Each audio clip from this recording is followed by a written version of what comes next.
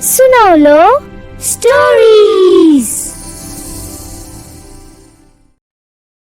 भुन्टुको सबैभन्दा ठुलो उपहार। सुनपानी गाउँमा एउटा खास दिन आउँदै थियो। भुन्टुका हजुरबाको जन्मदिन, उहाँको 80औं जन्मदिन। गाउँभरि यो खबर फैलिएको थियो। हजुरबा गाउँका सबैभन्दा प्रिय मान्छे थिए। उहाँले सबैलाई कथा सुनाउनु भएको थियो, सबैलाई सल्लाह दिनुभएको थियो, सबैको दुःखमा साथ दिनुभएको थियो। हजुरआमाले भुन्टुलाई बोलाउनु भयो। भुन्टु, हजुरबाको जन्मदिनमा हामी उहाँलाई केही खास उपहार दिनु छ, तर हाम्रो घरमा धेरै पैसा छैन। भुन्टुले सोच्यो, हजुरआमा, म केही गर्छु। भुन्टुले कालुलाई पिपलको रुखमुनि बोलायो। रोशन पनि आयो।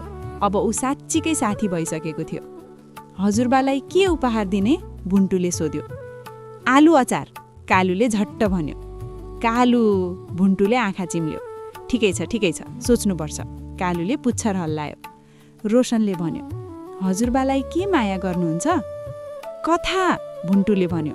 उहाँलाई कथा सुनाउन मनपर्छ।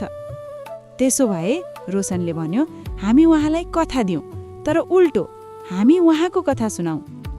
भुन्टुका आँखा चम्किए। तीनैजना काममा लागे। भुन्टुले गाउँका सबै मान्छेहरू कहाँ गयो। हजुरबाको बारेमा एउटा सम्झना सङ्कलन गर्यो। छिमेकी काकाले भन्नुभयो, एकपटक मेरो बाख्रा हराएको थियो, तेरा हजुरबाले रातभरि खोजिदिनु भएको थियो। बुढी आमाले भन्नुभयो, मेरो श्रीमान बित्नु भएको दिन तेरा हजुरबा मेरो छेउमा बसेर बिहानसम्म कथा सुनाउनु भएको थियो, ताकि म एक्लो नमहसुस गरौँ। विद्यालयका गुरुआमाले भन्नुभयो, हजुरबाले यो विद्यालय बनाउन आफ्नो जग्गा दिनुभएको थियो। भुन्टुले यी कुराहरू कागजमा लेख्यो। उसका आँखा पटक पटक भरिए। रोशनले आफ्नो सबैभन्दा राम्रो रङ्गीन पेन्सिलहरूले हजुरबाको चित्र बनायो, एउटा पुस्तकको आकारमा, जसमा भुन्टुले सङ्कलन गरेका सम्झनाहरू लेखिने थिए। कालुले आफ्नै तरिकाले गाउँभरिबाट सबैभन्दा सुन्दर फूलहरू टिपेर ल्यायो। मखमली, रोडोडेन्ड्रन, जङ्गली फूलहरू। कालु, यी फूल कहाँबाट ल्यायो? भुन्टुले सोध्यो। बाटोबाट, कालुले सरल उत्तर दियो। कसको बाटो? कालुले अलि पर हेर्यो। त्यो विवरण महत्त्वपूर्ण छैन। भुन्टु हाँस्यो। जन्मदिनको दिन आयो। हजुरबालाई आँगनमा ल्याइयो। गाउँका मान्छेहरू जम्मा भएका थिए। छिमेकीहरू, साथीहरू, विद्यार्थीहरू। हजुरबा अचम्ममा परे। यो सब मेरो लागि? हजुरआमाले उहाँको हात समाउनु भयो। तपाईँको लागि। भुन्टु अगाडि आयो। उसका हातमा थियो एउटा सानो हस्तनिर्मित किताब। रोशनले सजाएको, कालुले फूल टाँसेको, भुन्टुले प्रत्येक सम्झना लेखेको। हजुरबा, यो तपाईँको कथाको किताब हो, गाउँका सबैले तपाईँको बारेमा भनेका कुराहरू। हजुरबाले किताब खोल्नुभयो। पहिलो पानामा लेखिएको थियो छिमेकी काकाको सम्झना, दोस्रो पानामा बुढी आमाको सम्झना, तेस्रो पानामा गुरुआमाको सम्झना। हजुरबाले पढ्दै जानुभयो। उहाँका हात काँपिरहेका थिए। उहाँका आँखाबाट आँसु झरे, एउटा, दुईटा, अनि थप। मलाई थाहा थिएन, उहाँले फुसफुसाउनुभयो। मेरा साना कुराहरू मान्छेले याद राखेका रहेछन्। भुन्टु हजुरबाको छेउमा बस्यो। उहाँको हात समात्यो।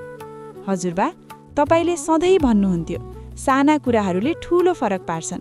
यो सत्य हो। त्यस साँझ सुनपानी गाउँमा एउटा सानो उत्सव भयो। हजुरबाले आफ्नो 80औं जन्मदिनमा एउटा कथा सुनाउनु भयो, तर यस पटकको कथा फरक थियो। यो कथा हो एउटा सानो केटोको, जसले इमान्दारीले पैसा फिर्ता गर्यो, जसले गणेशजीलाई साँचो मनले पूजा गर्यो, जसले दशैँमा आफ्नो साथीसँग पिङ खेल्यो, जसले पशुपतिनाथमा आफ्नो हजुरबाको लागि प्रार्थना गर्यो, जसले बिउ रोपेर फूल फुलायो, जसले हराएको बाख्रा खोज्यो, जसले तिहारमा दियो बाल्यो, जसले आफ्नो साथीलाई सत्यको बाटो देखायो। गाउँका मान्छेहरू सुनिरहेका थिए। त्यो केटोको नाम हो भुन्टु। भुन्टुका आँखा भरिए। कालुले उसको हात समात्यो। रोशनले उसको काँधमा हात राख्यो। हजुरबाले भुन्टुलाई हेर्नुभयो। बाबु, तैँले यो सिजनमा सबैलाई धेरै सिकाइस्, मलाई पनि। साथीहरू, यो थियो भुन्टु र कालुको पहिलो सिजन। 10 कथाहरूमा हामीले सिक्यौँ इमान्दारी, भक्ति, खुसी, विनम्रता, मेहनत, साहस, उज्यालो, सत्यता र माया। ती सबै कुराहरू एउटा सानो गाउँमा एउटा सानो केटोले आफ्नो बाँदर साथीसँग मिलेर देखायो। अर्को सिजनमा फेरि भेटौँला भुन्टु, कालु र सुनपानी गाउँका थप कथाहरूसँग। तबसम्म राम्रो रहनुहोस्, इमानदार रहनुहोस् र सधैँ आफ्नो साथीको हात समात्नुहोस्।